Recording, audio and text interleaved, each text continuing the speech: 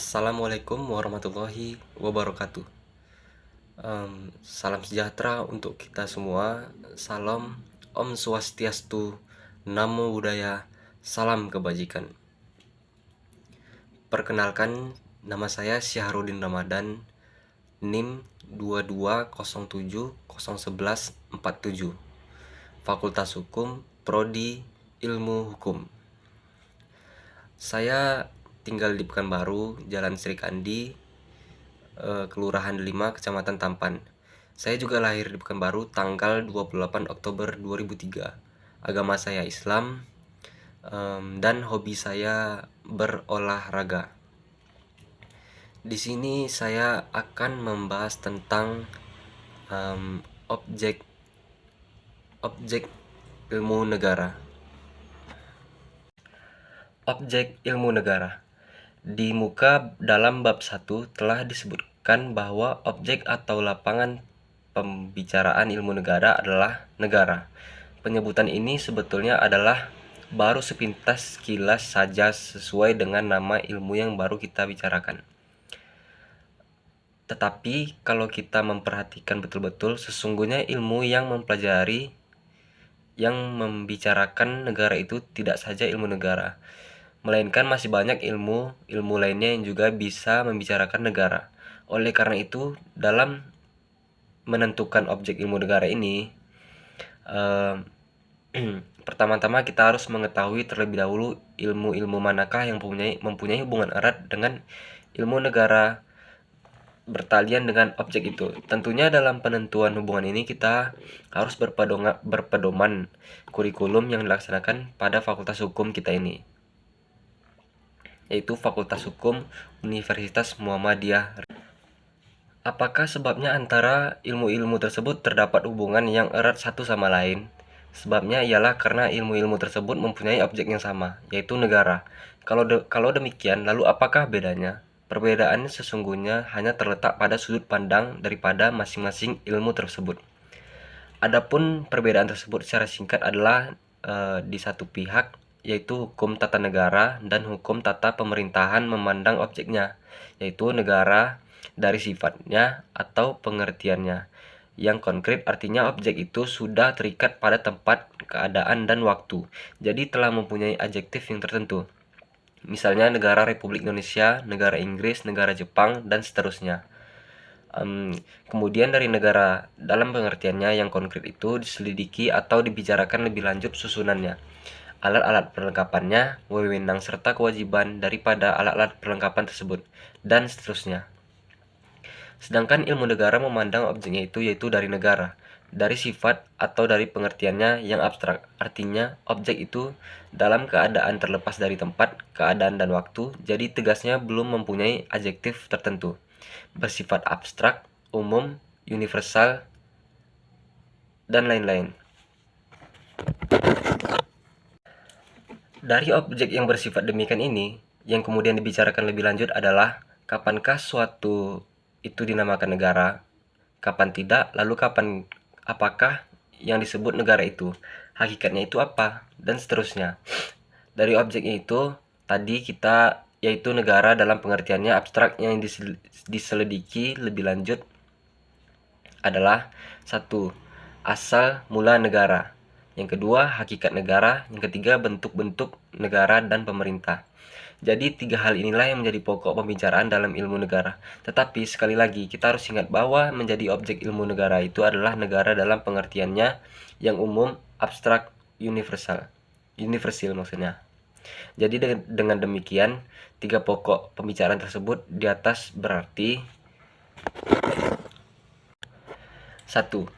Mengenal asal mula negara. Itu yang dimaksud terbentuknya suatu negara yang konkret. Negara Indonesia, Jepang, Inggris misalnya. Bukan itu yang dimaksud. Tetapi asal mula atau terbentuknya atau terjadinya suatu yang dinamakan negara, negara dalam pengertiannya umum, abstrak, universal tadi. Jadi tegasnya apa yang dinamakan negara itu adanya hanya dalam alam pikiran.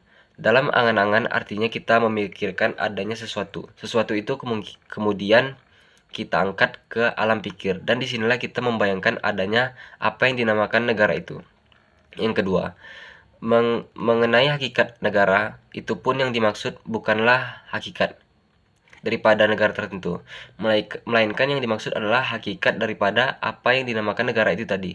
Apakah ini merupakan keluarga besar atau merupakan suatu alat atau wadah atau organisasi, atau pula perkumpulan. Nanti kita akan menjumpai pendapat banyak sekali.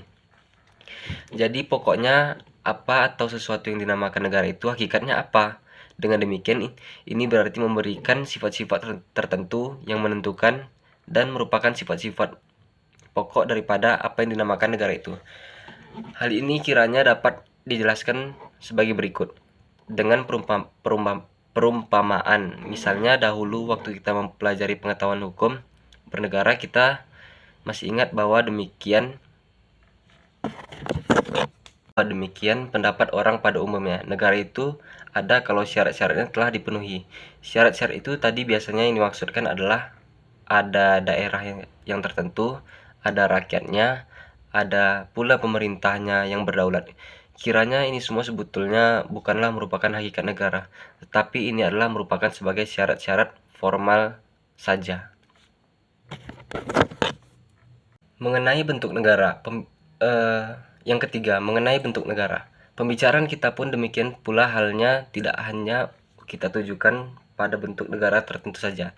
Negara yang konkret, jadi maksudnya kalau kita akan membicarakan bentuk-bentuk negara itu, berarti membicarakan tentang kemungkinan-kemungkinan bentuk yang diadakan oleh negara. Dan di dalam keanekaragaman tentu tentang bentuk-bentuk negara itu masih bisa kita dapatkan persamaan-persamaannya, sehingga tidak merubah hakikat negara. Dengan sekedar uraian di atas, kiranya dapatlah diketahui bahwa objek daripada ilmu negara itu bersamaan dengan objek hukum tata negara, maksudnya objek hukum tata negara, dan bersamaan pula dengan objek hukum tata pemerintahan, hanya sudut pandangannya saja yang berlainan. Ilmu negara memandang, menyelidiki, mempelajari objeknya, yaitu negara, dalam pengertiannya yang abstrak, umum, universal.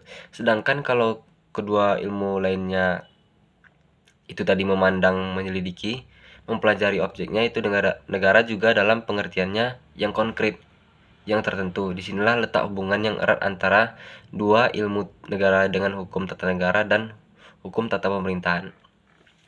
Hubungan yang erat ini menimbulkan konsekuensi bahwa ilmu negara merupakan pengantar atau dasar daripada hukum tata negara dan hukum tata pemerintahan.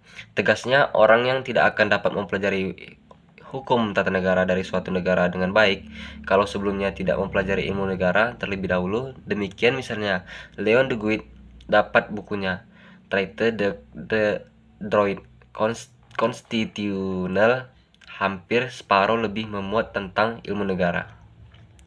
Di atas telah beberapa kali disebutkan bahwa objek ilmu negara itu adalah negara dalam pengertiannya yang abstrak, umum, dan universal. Jadi, perhatiannya tidaklah hanya ditujukan terhadap suatu negara yang tertentu, yang konkret, yang telah mempunyai objektif tertentu, tetapi meskipun demikian, sebetulnya terhadap objek ilmu negara ini pandangannya para sarjana tidaklah sama. Antara lain pandangan dari seseorang sarjana Jerman misalnya, yaitu George Jelinek, dalam bukunya yang sangat terkenal tadi, yaitu hukum tata negara dan hukum tata pemerintahan, sifatnya tidak lebih mendekati pada ilmu negara yang individual dalam sistematik George Jelinek, dalam arti bahwa yang diselidiki atau yang dipelajari itu bukan negara dalam pengertian yang umum, tetapi penyelidikannya itu yang ditunjukkan kepada negara yang tertentu. Jadi misalnya menyelidiki, mempelajari, atau membicarakan hukum tata negara Indonesia. Sedangkan kalau ilmu negara itu sifatnya lebih mendekati ilmu negara yang spesial dalam sistematik George Jelinek, dalam arti bahwa yang diselidiki, yang dipelajari, atau yang dibicarakan adalah negara dalam pengertian yang umum. Jadi pertama-tama harus mengetahui terlebih dahulu apa yang dinamakan negara itu, hakikatnya apa, dan bagaimana terjadinya negara itu. Jadi objeknya itu sifatnya adalah abstrak. Maka kalau ilmu negara yang kita pelajari sekarang kita masukkan ke dalam sistematik, termasuk dalam ilmu yang spesial. Terima kasih. Demikian saja yang dapat saya sampaikan tentang objek ilmu negara. Semoga apa yang saya sampaikan tadi bisa bermanfaat bagi kita semua. Semoga teman-teman sehat selalu, diberi kemudahan dalam segala kegiatannya. Saya pamit. Assalamualaikum warahmatullahi wabarakatuh.